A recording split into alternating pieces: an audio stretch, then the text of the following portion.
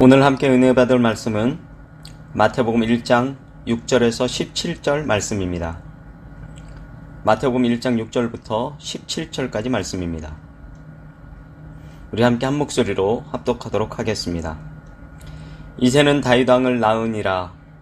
다윗은 우리아의 아내에게서 솔로몬을 낳고, 솔로몬은 르호보암을 낳고, 르호보암은 아비야를 낳고, 아비야는 아사를 낳고, 아사는 여호사밧을 낳고, 여호사밧은 요람을 낳고, 요람은 우시야를 낳고, 우시야는 요담을 낳고, 요담은 아하스를 낳고, 아하스는 히스기야를 낳고, 히스기야는 므낫세를 낳고, 므낫세는 아몬을 낳고, 아몬은 요시야를 낳고, 바벨론으로 사로잡혀 갈 때에 요시야는 여고냐와 그의 형제들을 낳으니라.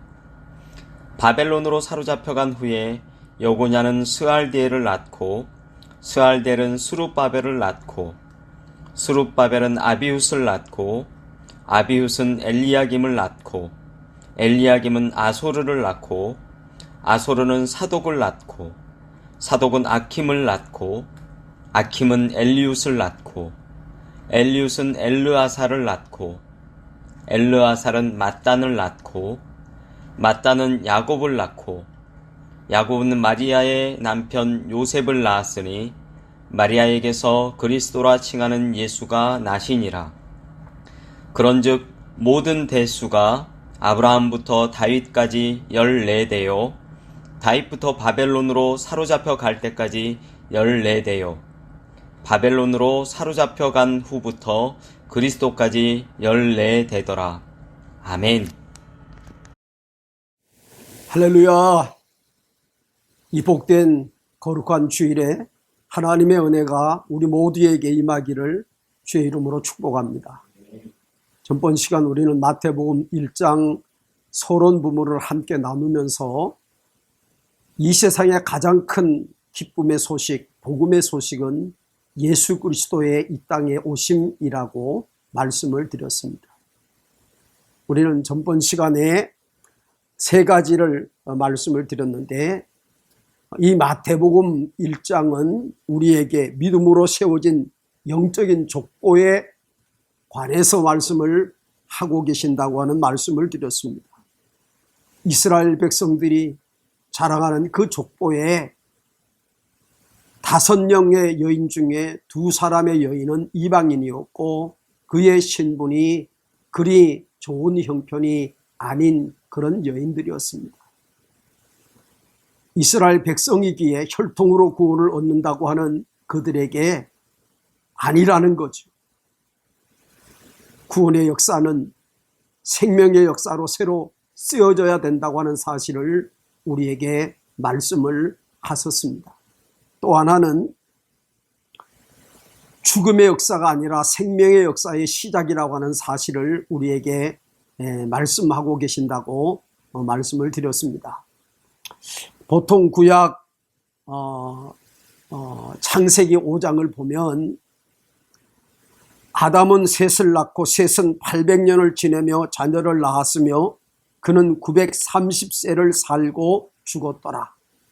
그러니까 아담의 계보를 창세기 5장은 우리에게 말씀하시면서 누가 몇 년을 살다가 자식을 낳고 죽었더라.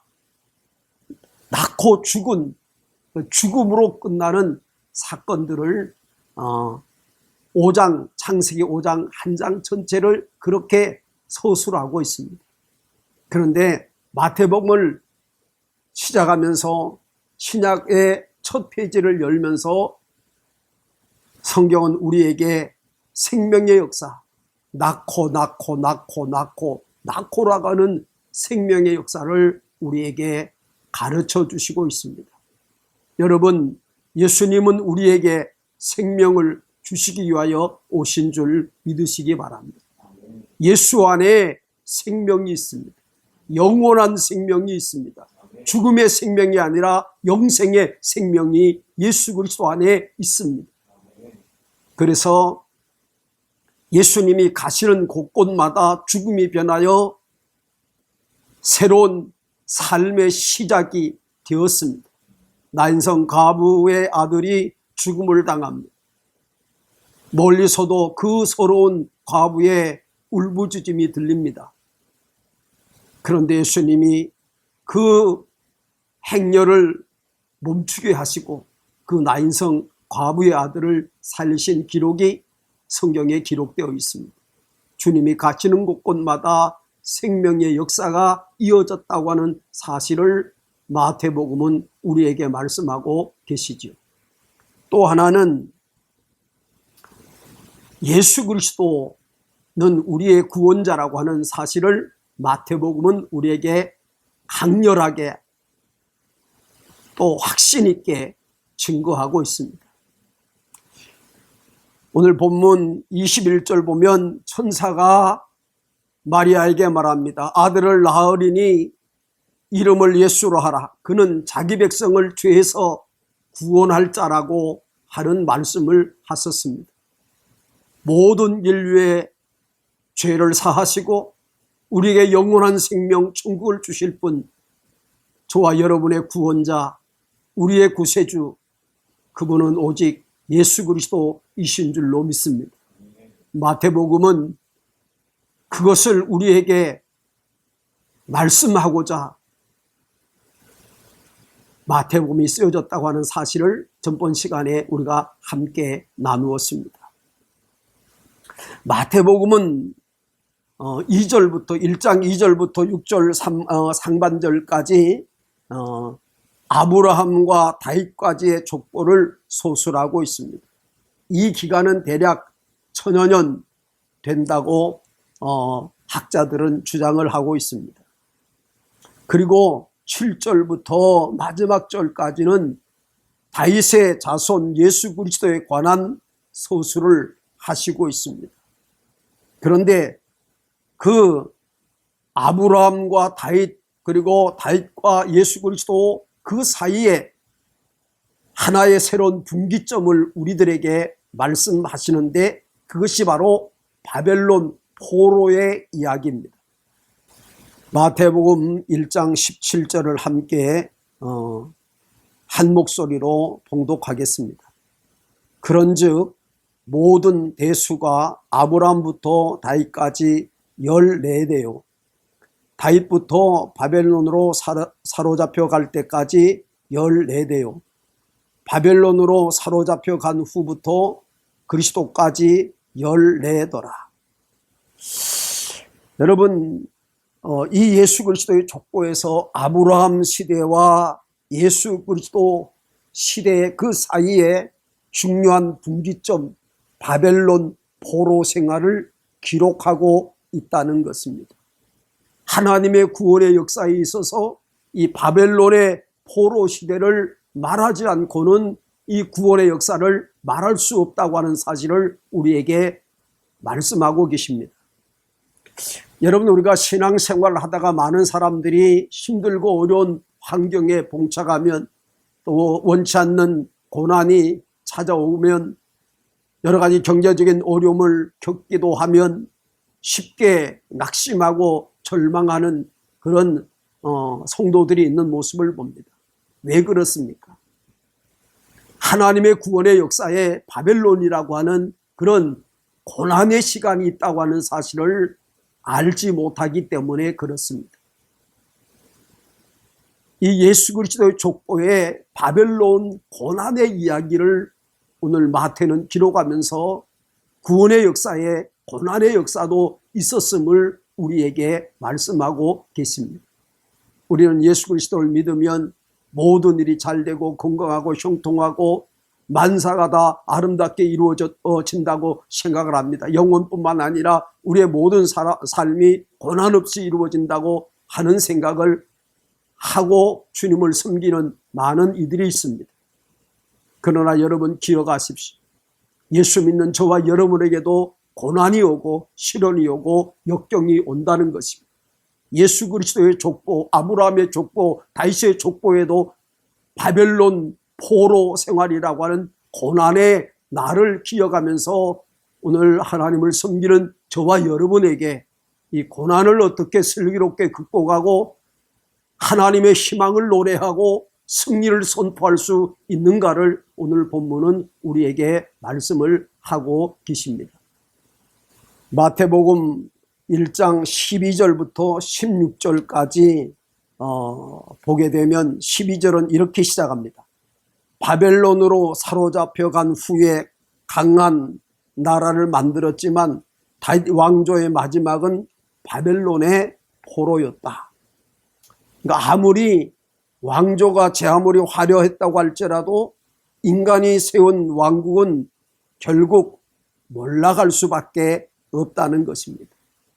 여러분, 이스라엘 백성들이 자랑하던 그 다윗 왕조의 마지막은 성공이 아닙니다. 부흥이 아닙니다. 세계를 다스리는 나라가 아닙니다. 바빌론의 포로로 다윗 왕조는 끝을 맺게 되는 거죠.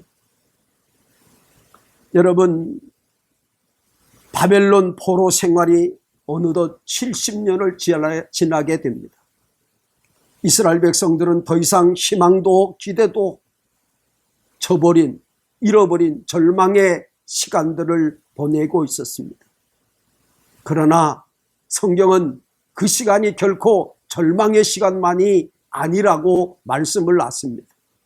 하나님은 바벨론 70년 그 절망의 시간을 통해서 이스라엘 백성들을 향하여 하나님의 구원의 역사를 펼쳐 가셨다고 하는 사실을 오늘 저와 여러분들이 살피면서 은혜를 나누었으면 좋겠습니다. 이것이 복음의 역설이라고 말씀을 드릴 수가 있습니다. 바벨론 포로는 인간의 연약함을 스스로 느끼고 체험하고 인간의 한계를 깨닫는 기회였습니다. 하나님 앞에 정말 너무나 무능한 것이 인생이라고 하는 사실을 깨닫게 하는 그런 기간이었습니다. 그 바벨론 70년의 포로 생활은 오히려 그 절망 속에서 하나님만 바라보게 하는 그런 하나님의 놀라운 역사의 시간이었습니다. 이 바벨론 포로의 시기가 우리에게 주는 교훈이 두 개 있습니다. 하나는 바로 회개의 시간이었다는 것입니다. 하나님은 이 마태를 통해서, 마태복음을 통해서 이스라엘 족보 이야기를 하면서 이스라엘 백성들이 예수 그리스도의 복음을 받아들이지 않고는 견딜 수 없는 그런 조건을 말씀하고 계십니다. 그 조건이 뭐냐 하면 바로 절망 속에서 하나님 앞에 겸손하게 만드는 것입니다. 여러분, 이스라엘 백성들이 족보를 자랑하고 문화나 과학이나 권력을 자랑하지만 이 세상의 모든 인류는 예수 그리스도 없이는 희망을 노래할 수 없다고 하는 것입니다. 여러분, 우리가 나의 절망을 깨닫고 나의 연약함을 깨닫고 하나님 앞에 무릎을 꿇고 엎드릴 때만이 하나님의 은혜가 우리에게 임하고 성령의 능력과 권능으로 우리 하나님은 우리를 감사 주신다는 사실을 기억할 수 있었으면 좋겠습니다. 여러분, 우리는 지금 참 어려운 시기, 온 나라가 아니 온 세계가 어려운 시기를 보내고 있습니다. 오늘 마태복음에 나오는 이 이스라엘 족보 이야기를 통해서 바벨론의 그 고난의 시간들이 오늘 우리가 겪는 시간인지도 모르겠습니다. 이 시간은 이스라엘 백성들을 통해서 겸허히 인간의 한계를 느끼고 하나님 앞에 다시 한번 무릎을 꿇고 자신을 돌아보고 하나님 앞에 회개하라고 하는 그런 시간이라는 사실을 깨닫고 겸허히 저와 여러분이 자신을 돌아보고 다시 하나님 앞에 우리의 연약한 무릎을 꿇을 수 있는 귀한 시간들이 되기를 주님의 이름으로 축복합니다. 또 하나는 이 포로의 기간은 침묵의 기간이었습니다. 이스라엘 백성들이 바벨론의 포로로 잡혀갑니다. 시편에 보면 저들은 바벨론 강가에 날마다 모여서 울부짖으면서 하나님 앞에 간구의 기도를 드립니다. 하나님 언제까지입니까? 언제까지입니까? 이 고난의 때가 언제까지입니까? 그렇게 그들은 바벨론 강가에서 밤마다 부르짖었습니다. 그런데 여러분, 하나님이 그 기도를 응답하셨습니까? 성경은 하나님은 침묵하고 계셨다고 말씀하고 계십니다. 그렇다면 하나님이 하나님의 백성을 저버리셨다는 말입니까? 잊어버리셨다는 말입니까? 버리셨다는 말입니까? 아닙니다. 이 바벨론 포로 시기에 하나님은 정말 아무 일도 하지 않고 계신 것이 아니었다는 거지. 오늘 13절을 우리가 다시 한번 보면 스룹바벨은 아비훗을 낳고 아비훗은 엘리야김을 낳고 엘리야김은 아소르를 낳고 이게 보면 계속해서 낳고 그래서 마지막에 맏딸은 야곱을 낳고 야곱은 마리아의 남편 요셉을 낳으니 라고 하는 말씀이 기록이 되어 있습니다. 15절까지 16절에는 야곱은 마리아의 남편 요셉을 낳으니라 마리아에게 그리스도라 칭하는 예수가 나셨다. 그렇게 말씀을 하십니다. 여러분, 이 말씀의 의미가 무엇이겠습니까? 하나님은 바벨론 70년의 긴 포로 기간 동안 손 놓고 계셨던 것이 아니었다는 것입니다. 하나님은 차근차근 구원의 역사를 이어가기 위해서 이스라엘의 족보의 역사를 써가고 계셨다고 하는 것이죠. 생명의 역사를 지속적으로 이어오고 계셨습니다. 이스라엘의 대가 끊어진 게 아니었습니다. 이스라엘이 그곳에서 무너져 내린 것이 아니었습니다. 70년이 다 되기까지, 하나님이 작정한 그때가 다 되기까지 하나님은 여전히 그 바벨론에서 하나님의 백성들을 통해서 하나님의 일을 하셨습니다. 여러분, 기도하시다가 응답이 없다고 낙심하십니까? 나를 위해서 일하시는 그분이 보이지 아니하십니까? 하나님의 음성이 들리지 아니하십니까? 그것이 어쩌면 우리의 바벨론 포로 기간인지 모르겠습니다. 정말 우리가 겪고 있는 이 어려움이 바로 하나님께서 침묵하시며 계시는 그런 시간들이 아닌지 모르겠습니다. 그러나 우리가 기억해야 될 것은 하나님은 결코 손을 놓고 계시지 않는다는 것입니다. 복음 찬송가의 가사처럼 나의 등 뒤에서 나를 도우시는 주님이 우리와 함께 계신다는 것입니다. 여러분, 하나님께서는 이 바벨론 포로의 이 70년 역사 속에서도 하나님의 백성을 위해서 하나님의 생명을 이어 오시고 결국 이 땅에 예수 그리스도를 보내주셨습니다. 그리고 인류 구원의 놀라운 희망을 우리에게 전해주셨습니다. 여러분, 십자가의 죽으심과 부활, 예수 그리스도의 십자가의 죽으심과 부활은 우리에게 새로운 생명의 역사, 희망을 노래하게 하신 줄 믿으시기 바랍니다. 기독교는 십자가의 죽음으로 끝나는 종교가 아닙니다. 부활의 역사들이 날마다 우리 삶 속에 일어나게 되는 줄 믿으시기 바랍니다. 마태복음 1장, 이 바벨론의 사건은 그냥 지나쳐 버려도 될 것 같은 사건이지만 결코 그것이 아니라는 것입니다. 바벨론의 이 역사를 통해서 오늘도 일하고 계시는 하나님, 이 눈에 아무 증거 보이지 않고 이 귀에 아무 소리 들리지 않아도 그분은 여전히 내 곁에서 나와 함께 하시며 나의 힘이 되시며 방패가 되시며 나의 산성이 되시며 나의 응답이 되시며 기적이 되시며 인생 역전의 드라마를 써가시는 분인 줄 믿으시기 바랍니다. 그 좋으신 하나님, 부활의 주님, 생명의 주님, 그 주님이 이 힘든 시기를 사는 우리와 함께 계시고 임마누엘의 주님이 이 한 주간도 우리로 승리하게 하시기를 주의 이름으로 축원합니다. 교회 소식을 알려드리겠습니다. 옆 사람과 인사하는 그런 환경은 아니지만 여러분 그냥 손 다 하시고 편안하셨죠? 승리하고 계시죠? 다 이렇게 한번 인사하겠습니다. 감사합니다. 우리가 마음으로도 주 안에서 아름다운 교제가 있는 그런 한 주간이 되었으면 좋겠습니다. 또 대면하는 일이 여의치 않지만 전화라도 서로의 안부를 묻는 귀한 시간이 되기를 간절히 축복합니다.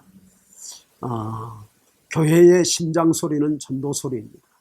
우리가 정말 가장 가까운 우리의 이웃에게 전화를 통해서라든지 또 기도를 통해서라도 그 영혼을 위해서 기도하고 격려하면서 우리가 11월 첫주 청동원 주일 하나님께 함께 예배할 수 있기를 간절히 축복합니다. 강단의 꽃을 봉헌해 주신 이홍재 장로님, 이호숙 본사님께 범사에 감사함이 가득한 귀한 삶이 이어지기를 축복합니다. 우리 이완균 선교사님, 이재숙 선교사님을 비롯해서 우리와 함께하는 그런 선교사님들을 위해서 여러분 함께 기도해 주시면 고맙겠습니다. 이번 주도 이렇게 예배가 드려집니다. 아마 추석 지나야 우리가 좀 더 거리를 두고 또 방역 수칙을 지키면서 예배를 드릴 수 있는 그런 시간이 오지 않을까 이렇게 여겨집니다.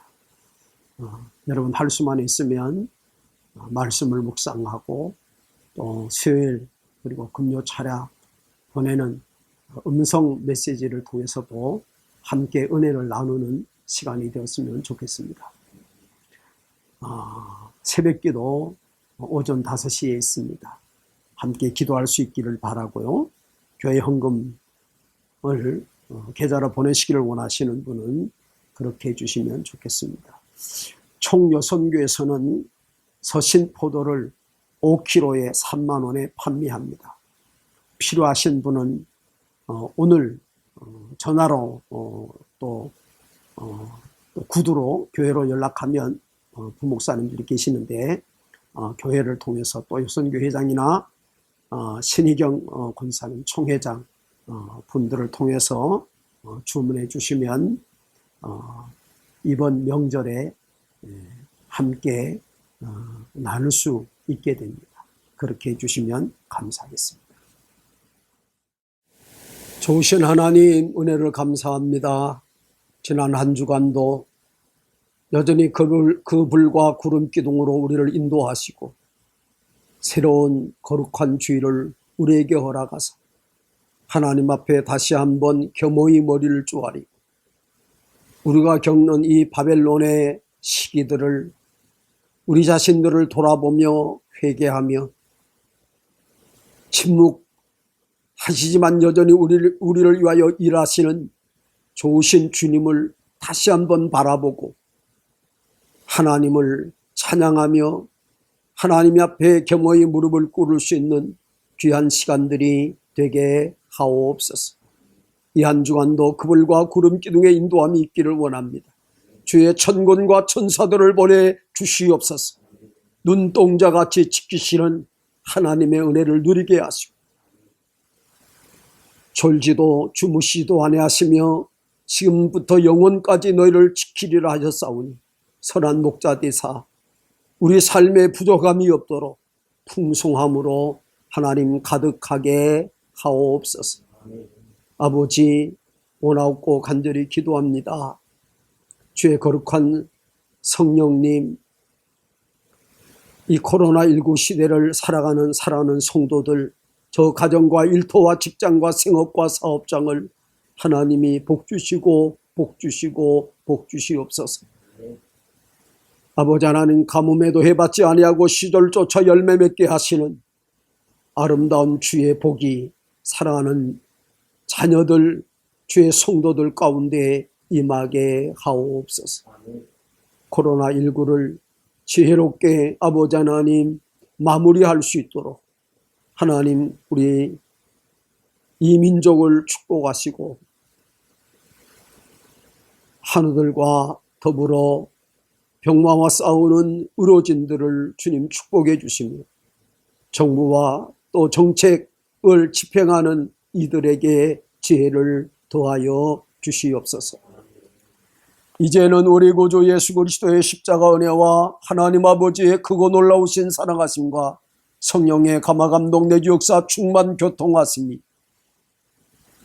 침묵하시지만 여전히 우리와 함께 하시는 주님을 바라보고 다시 한번 믿음의 길에 우뚝 서기를 원하는 사랑하는 성도들과 저 가정과 일터와 직장과 생업과 사업장 위에 기도하는 자녀 손들 머리 위에 필요 사신 하북교회와 나라에 부름받은 젊은이들, 순교의 피가 흐르는 우리 조국 대한민국 위에 이제로 영원토록 함께 계시기를 간절히 축원하옵나이다. 아멘.